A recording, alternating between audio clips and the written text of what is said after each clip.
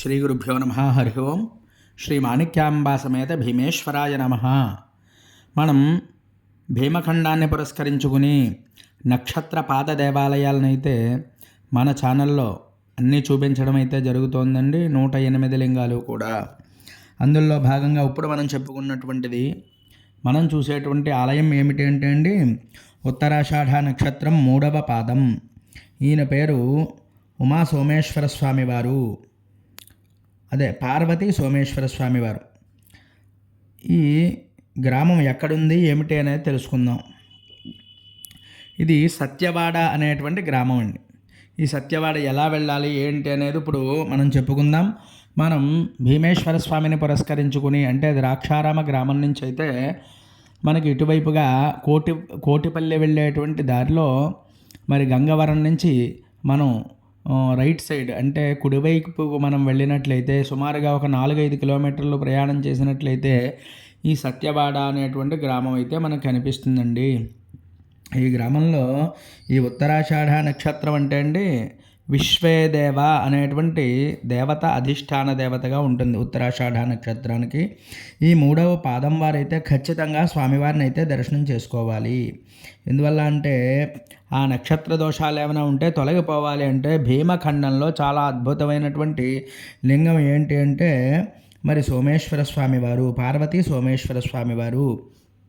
ఇది మకర రాశిలోకి వస్తుందండి.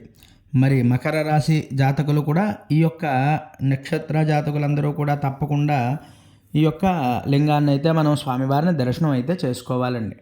అంతేకాకుండా మరి ఉత్తరాషాఢ నక్షత్రం 1వ పాదం, 2వ పాదం, 3వ పాదం, 4వ పాదం, 4 కూడా మనం చూసినట్లయితే సంపూర్ణమైనటువంటి నక్షత్ర దేవతానుగ్రహం అయితే మనకు కలుగుతుందండి. అటువంటి 4 పాదాలు కూడా మనం పెట్టడం అయితే జరుగుతోంది. మరి భీమఖండంలోనే చాలా విశేషమైనటువంటిది, ప్రపంచంలో ఎక్కడా లేనిది ఏమిటి అంటే ఈ నక్షత్ర పాదలింగాలు. ఎందువల్లంటే మనకి తమిళనాడు ఇటువైపు అయితే ఓన్లీ నక్షత్ర దేవాలైతే ఉన్నాయి తప్ప, అంటే 27 నక్షత్రాలకి మాత్రం ఉన్నాయి తప్ప, మనకి నక్షత్ర పాదలింగాలు అంటే ఒక్కో పాదానికి ఒక్కో లింగం అంటే మొత్తం మనకి 108 అయితే అవుతున్నాయండి ఇక్కడ.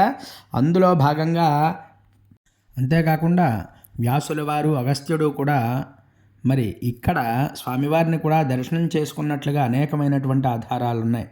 ఎందుకంటే వ్యాసుల వారు ఈ భీమఖండం అంతా కూడా చాలా అద్భుతంగా తిరిగి ఎన్నో లింగాలను అయితే మరి ప్రతిష్ఠ చేసి ఆయనైతే సృష్టించి అక్కడ అర్చన చేసుకుని, అక్కడ తపోనిష్ఠ చేత తపస్సు కూడా చాలా చక్కగా చేసుకుని ఈ భీమేశ్వరుని పురస్కరించుకుని, ఎందుకంటే ఆయనకి కాశీలో ప్రవేశం లేదు అని చెప్పి శాపం ఇచ్చాడు విశ్వేశ్వరుడు. ఆ సమయంలో ద్రాక్షారామం వచ్చే ఆయన తపస్సు ఆచరించి ఈ భీమఖండం అంతా కూడా విశేషమైనటువంటి లింగాలు ఉన్నాయి, ఇది చాలా తపోభూమి అని చెప్పి ఇవన్నీ కూడా తిరగడం జరిగిందండి. అటువంటి లింగాలను అయితే మనం ఈ యొక్క స్వామివారిని పురస్కరించుకుని అయితే చూస్తున్నాం. అందువల్ల మనం ఈ యొక్క లింగాలను చూసి తరిద్దాం.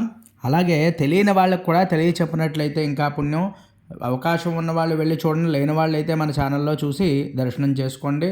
ఇంకా ఎవరైనా సబ్స్క్రైబ్ చేయకపోతే మన ఛానల్ సబ్స్క్రైబ్ చేయండి. వీడియో నచ్చినట్లయితే లైక్ చేయండి, కామెంట్ చేయండి. తప్పకుండా స్వామివారిని దర్శనం చేసుకోండి. హరి ఓం.